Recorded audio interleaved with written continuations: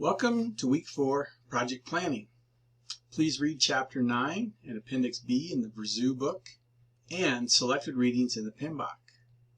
In the current Canvas Learning Management System, we are on Module 4, where you'll find the usual overview, agenda, assignments, and lectures for this week. The assignments for this week include readings, discussions, a quiz, and of course your next course project deliverables. Due this week is the WBS, the work breakdown structure. For the class project, you can create a deliverable-oriented WBS using either the chart format or the outline format. Examples are in the Verzoo Chapter 10 textbook. Like I said, this week we continue planning.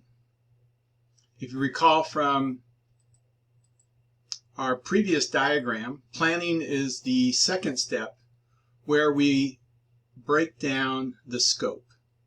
Breaking the scope down into deliverables, sub-deliverables, and eventually work packages.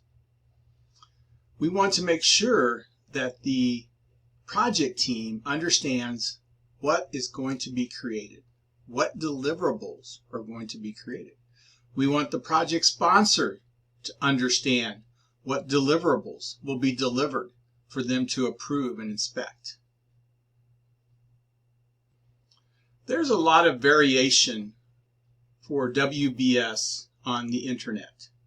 I show two examples here, the chart format, which is a hierarchical, almost like an org chart format, and then an outline format, which you could create with a word processor, Microsoft Word. You could create with Excel, many options to create the outline format using the WBS numbering system. PMI defines a WBS as a deliverable oriented with only nouns. As you see in the upper section here, it's defined in the PMBOK in sections 5.4 of the current PMBOK. They start out at the project level. They break it down into phases or deliverables, and then they get to the work packages. That is all you need for a WBS according to the PMBOK. The lower section, as defined next week in the PMBOK section 6.2, 6.3, and 6.5, are the activities. We may call these tasks, but for many years the PMBOK has avoided using the word task. So you'll only see the word activities in the PMBOK. This lower section are the verbs and define the activities that you will do or that the project team will do. I'm asking that your course project follow this example where you do the first 2 or 3 sections as deliverables, and then if you would like to get a head start on next week, you save the lowest level for your activities using verbs such as build, develop, design.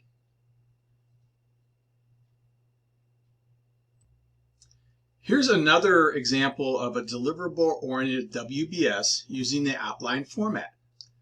Again, it's just put on its side, so you have the highest level to the left, which is a bicycle. The second level breaks down the bicycle into deliverables. We're going to deliver a frame, a crank, a wheel, the braking system, the shifting system, integration, and project management. All these sub-deliverables should add up to the whole. Then we can break down each deliverable into further deliverables, sub-deliverables. So our frame set is broken down into a frame, handlebar, fork, and seat. And once again, it has to add up to the total of the entire level 2. So these numbers here will add up to 15. All the other numbers will add up all the way to 100, and again, the 100 will match the entire. This is a big distinction between traditional projects using decomposition and agile projects that use deaggregation. When you're doing deaggregation on an agile project, the breakdown may not add up to 100%. But for a traditional project, we want to make sure that each of our levels always add up to the top level number in terms of hours or dollars.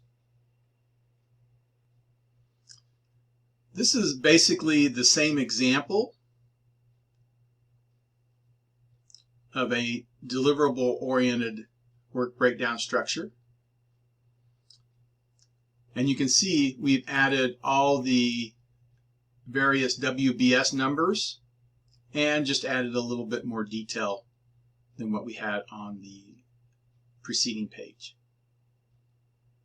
This would be an example of what I'm looking for your course project WBS this week.